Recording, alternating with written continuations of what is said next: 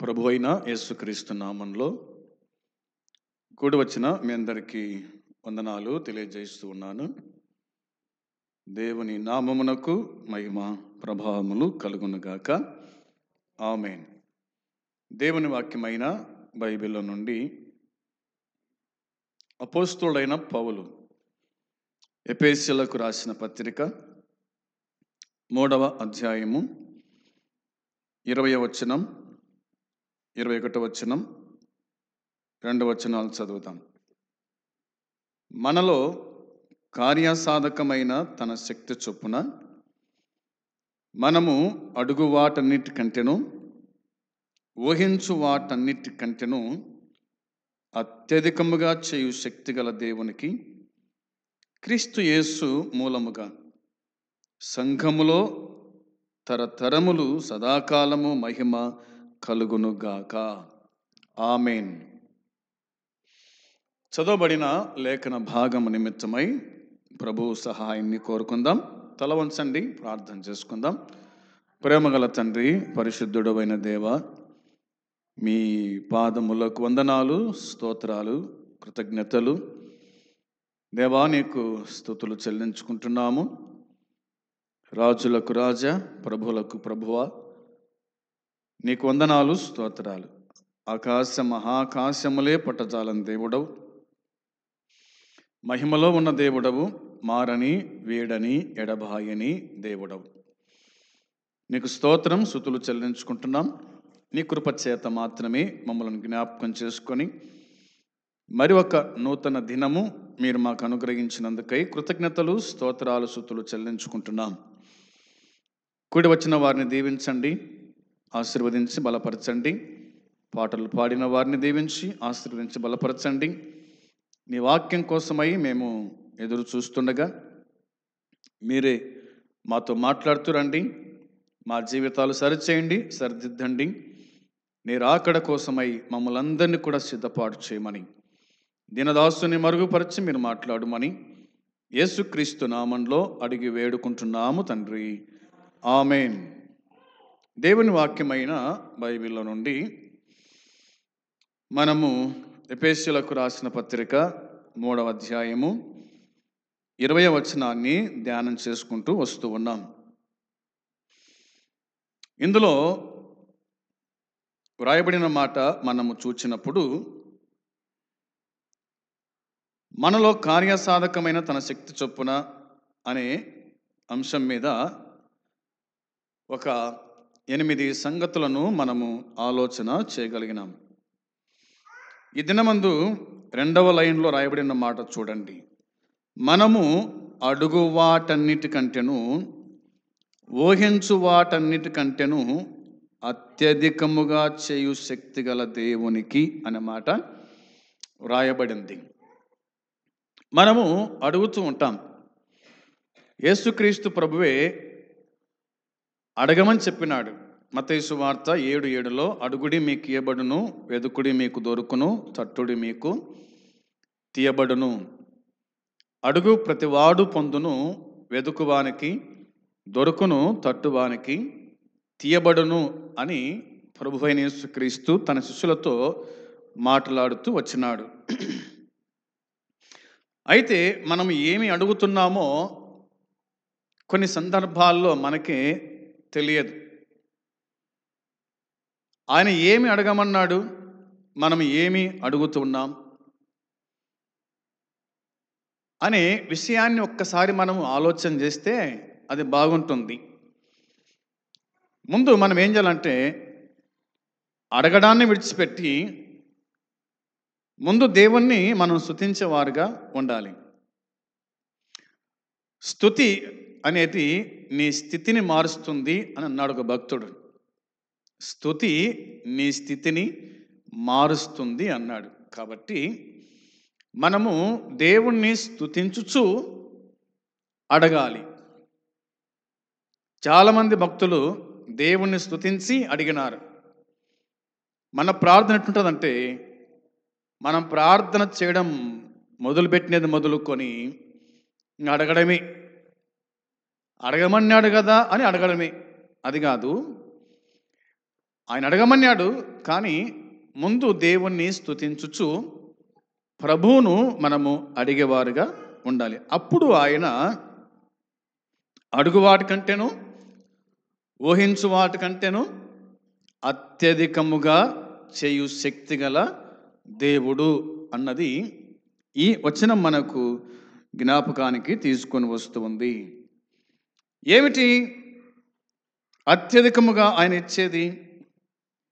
ఆయన మనకు ఏం చేస్తున్నాడు, ఏం చేయబోతున్నాడో ఆ సంగతులను కొన్ని విషయాలు మనము ఈ దినమందు నేర్చుకోవాలి. కొరింథీయులకు రాసిన మొదటి పత్రిక పౌలు 2వ అధ్యాయం చూడండి. 2వ అధ్యాయము 9వ వచనం చూద్దాం. 9-10 వచనాలు మనము చదవాల్సి ఉంటుంది. ఇందును గూర్చి దేవుడు తన్ను ప్రేమించు వారి కొరకు ఏమి సిద్ధపరచనో అవి కంటికి కనబడలేదు, చెవికి వినబడలేదు, మనుష్య హృదయమునకు గోచరము కాలేదు అని రాయబడి ఉన్నది. మనకైతే దేవుడు వాటిని తన ఆత్మ వలన బయలుపరచి ఉన్నాడు.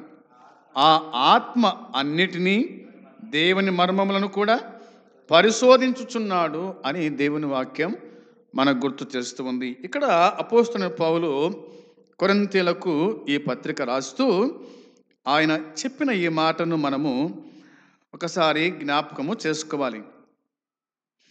ఇందును గూర్చి దేవుడు తన్ను ప్రేమించు వారి కొరకు అని ఉంది.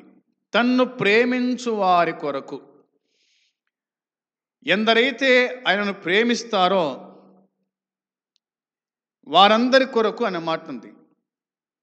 సీమోను పేతురు, నువ్వు నన్ను ప్రేమిస్తున్నావా అని 3 సార్లు అడిగాడు. నేను నిన్ను ప్రేమిస్తున్నాను లేదో నీకు తెలుసు ప్రభువా, నువ్వు అందరినీ ఎరిగిన వాడవు అనే మాట అన్నాడు. నిజమే, తన్ను ప్రేమించు వారి కొరకు అనే మాట ఉంది కాబట్టి మనము దేవుణ్ణి ప్రేమించుచున్నామా? మన వలన దేవుడు ప్రేమించబడుతున్నాడా? దేవుడు మనల్ని ప్రేమిస్తున్నాడు, అది వాస్తవమే. దేవుడు మనల్ని ప్రేమిస్తున్నాడు, నన్ను ప్రేమిస్తున్నాడు, మిమ్మల్ని ప్రేమిస్తున్నాడు, మరి అందరినీ ప్రేమిస్తున్నాడు. లోకములో ఉన్న వారినందరినీ కూడా ఆయన ప్రేమిస్తున్నాడు. కానీ నువ్వు దేవుణ్ణి ప్రేమిస్తున్నావా? అది ప్రశ్న. నువ్వు దేవుణ్ణి ప్రేమిస్తే గనక అడుగు వాటికంటేను ఊహించు వాటన్నిటికంటేను ఆయన అత్యధికముగా చేస్తాడు. నువ్వు చిన్నది అడిగితే ఆయన పెద్దది ఇస్తాడు. ఎందుకంటే ఆయన ధనవంతుడు అనే మాట బైబిల్ చెబుతూ ఉంది.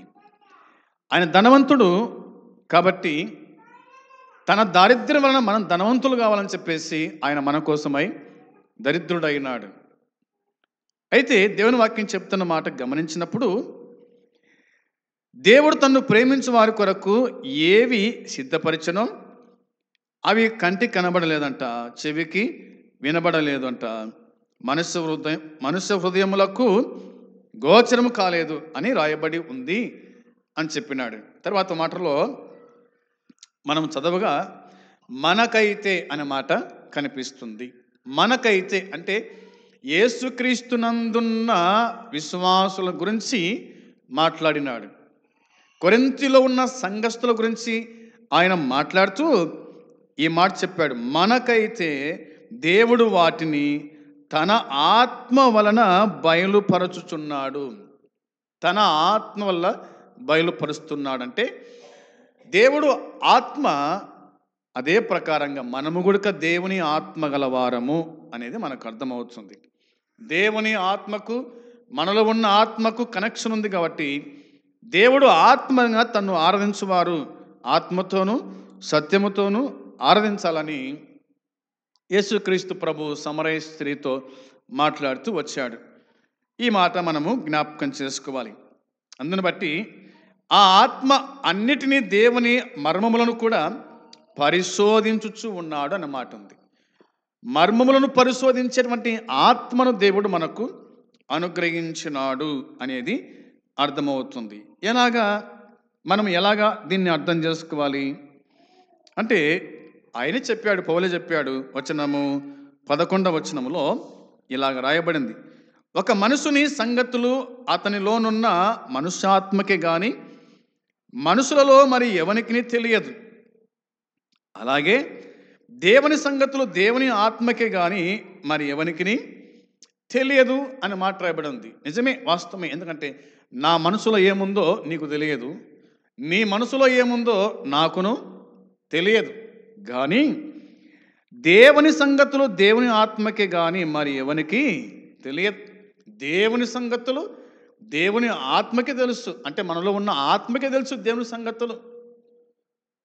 ఇంకా ఎవరికి కూడా అవి తెలియదు అని చెప్పినటువంటి ఈ మాట మనము గుర్తుంచుకోవాలి. వచనం 12లో రాయబడిన మాట, దేవుని వలన మనకు దయచేయబడిన వాటిని తెలుసుకున్నటకై మనము లౌకిక ఆత్మను కాక దేవుని యొద్ద నుండి వచ్చు ఆత్మను పొంది ఉన్నాం. మనము దేవుని యొద్ద నుండి వచ్చు ఆత్మను పొందినాం. లౌకిక ఆత్మను కాక అనే మాట కనిపిస్తుంది.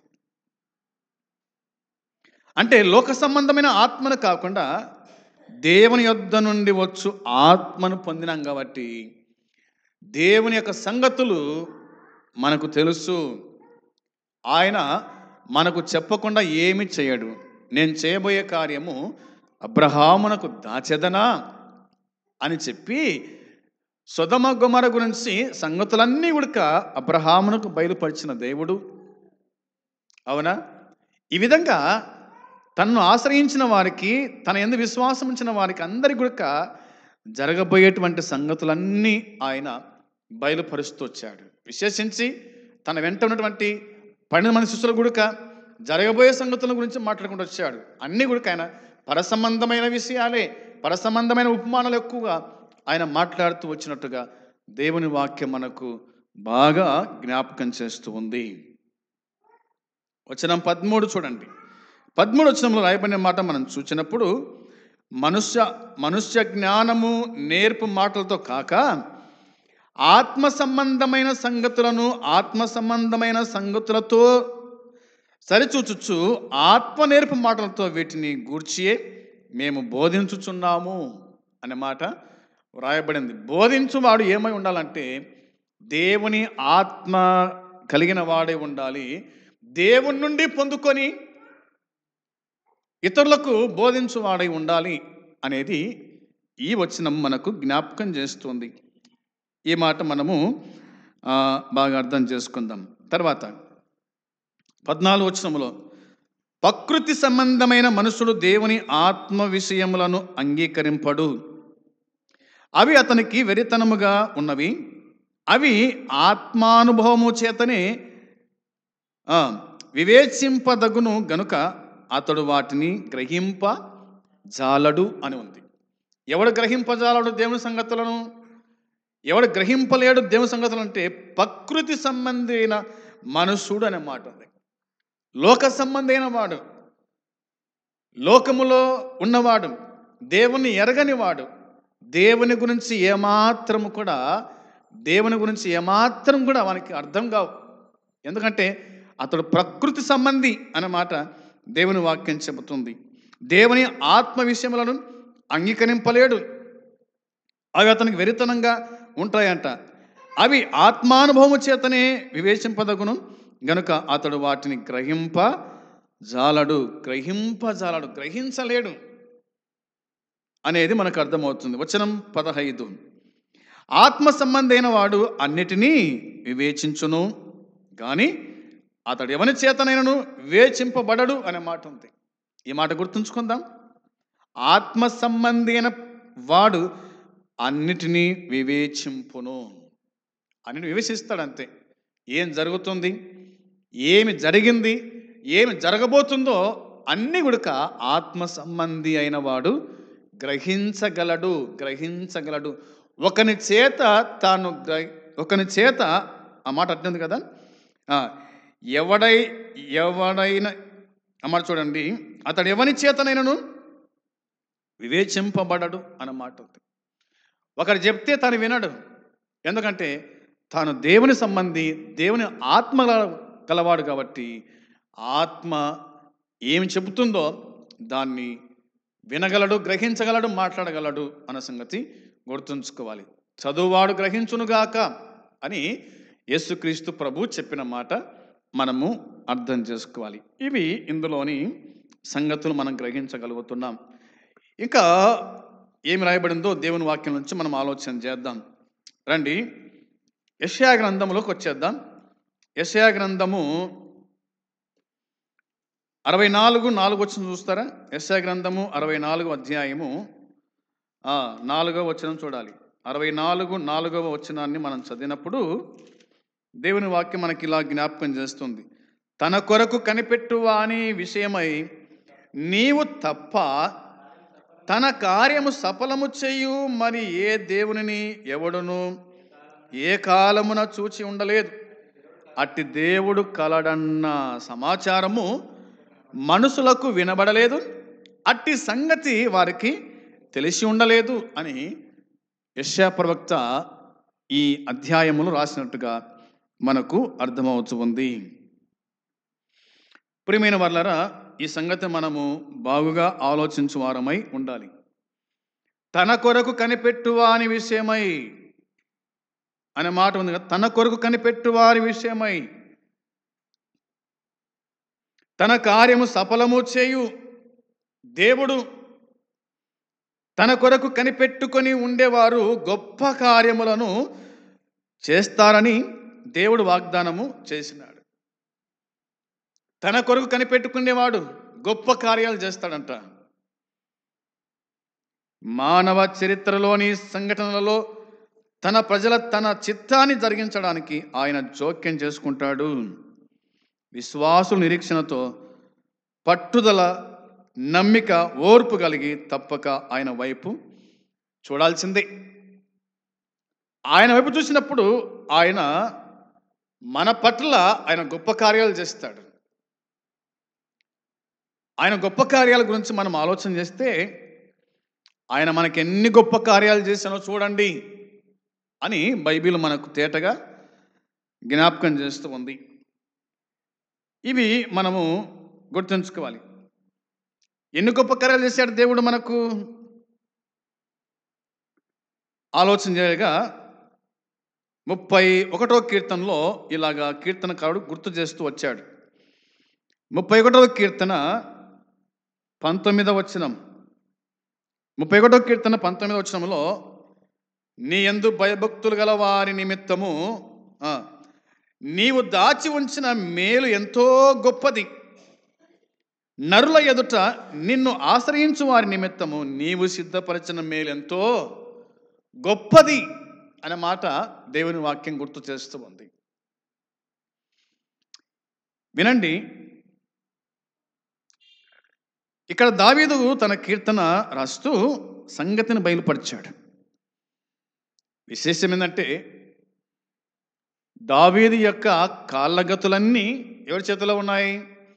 దేవుని చేతిలో ఉన్నాయి. మన కాళ్ళగతులన్నీ కూడా దేవుని చేతిలోనే ఉన్నాయి.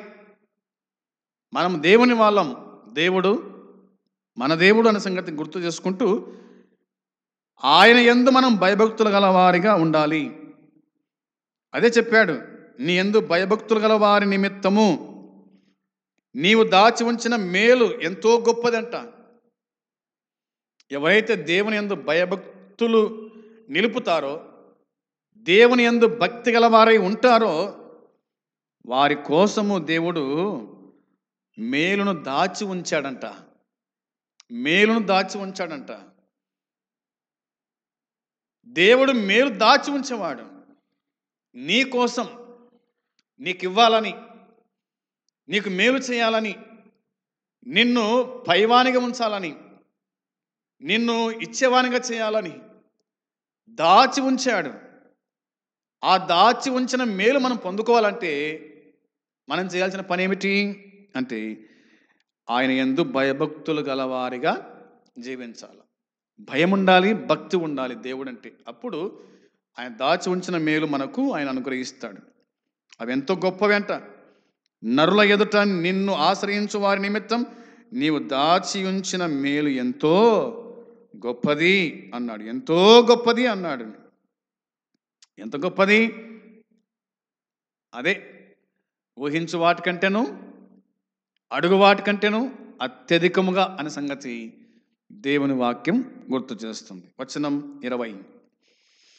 మనుషుల కపటోపాయములు వారిని అంటకుండా నీ సన్నిధిని చాటున వారిని దాచుచున్నావు అన్న మాట రాయబడింది. వారిని గుడారములో దాచుచున్నావు అనే మాట రాయబడింది. నువ్వు వారిని దాస్తూ ఉన్నావు, వారిని గుడారములో దాస్తున్నావు. నీ సన్నిధిలో దాస్తూ ఉన్నావు, వారిని గుడారంలో దాస్తూ ఉన్నావు. అంటే ఆయన మనల్ని దాచిపెట్టేవాడు. అపాయం వచ్చినప్పుడు, ఇబ్బంది వచ్చినప్పుడు, కష్టం వచ్చినప్పుడు, మన మీదకి ఏదైనా వచ్చినప్పుడు ఆయన మనల్ని తన సన్నిధిలో దాస్తున్నాడు, తన గుడారములో ఆయన మనల్ని దాచుచున్నాడు అని ఈ వచనం గుర్తు చేస్తూ ఉంది. ఆయన దాచేవాడు, తన పిల్లలను దాచేవాడు, తన పిల్లలను కాపాడేవాడు, కంటికి రెప్పలా కాపాడేవాడు, తన అరచేతుల మనల్ని ఉంచుకునేవాడు. ఆయన మనల్ని కాపాడి కనికరించి దర్శించేవాడు. కోడి తన పిల్లలను దాచినట్టుగా తన రెక్కల కింద దినమెల్లా ఆయన తన చేతులు చాపి ఆయన మనల్ని తన చేతుల కింద దాచిపెడుతూ ఉన్నాడు. 21వ వచనములో ప్రాకారములు గల పట్టణములో యెహోవా తమ కృపను ఆశ్చర్యకరముగా నాకు చూపి ఉన్నాడు, ఆయన స్తుతినందునుగాక అనే మాట ఉంది.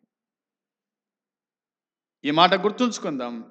ప్రాకారములు గల పట్టణములో యెహోవా తన కృపను ఆశ్చర్యకరముగా నాకు చూపి ఉన్నాడు అనే మాట ఉంది. ఆయన చూపించాడంట, ఆశ్చర్యకరంగా చూపించినాడు. దావీదు చూచినప్పుడు దేవుడు చూపించాడు, దావీదు చూశాడు, తను ఆశ్చర్యపోయినాడు. అందుకే దేవుణ్ణి స్తుతిస్తున్నాడు, దేవుణ్ణి ఆరాధిస్తున్నాడు. దినమునకు 7 సార్లు దావీదు స్తుతించేవాడు, 3 సార్లు ప్రార్థించేవాడు. దేవుణ్ణి స్తుతించాలి. ఆయన చేసిన కార్యాలు, గొప్ప కార్యాలు బట్టి అనే సంగతి వాక్యం మనకు చెప్తూ ఉంది.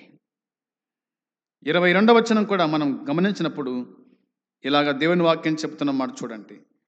భీతి చెందిన వాడనై నీకు కనబడకుండా నేను నాశనమైతనను కొంటిని, అయినను నీకు నేను మొరపెట్టగా నీవు నా విజ్ఞాపనల ధ్వని ఆలకించితివి అన్నాడు. భీతి చెందిన వాడనై నీకు కనబడకుండా నేను నాశనమైతే అనుకొంటిని, అయినను నీకు నేను మొరపెట్టగా నీవు నా విజ్ఞాపన ధ్వని ఆలకించుతివి. నేను మొరపెట్టగా నువ్వు ఆలకించుతివి. దేవుని దాసుడు మొరపెడితే దేవుడు ఆలకించుతాడు. దేవుని పిల్లలు మొరపెడితే దేవుడు ఆలకిస్తాడు.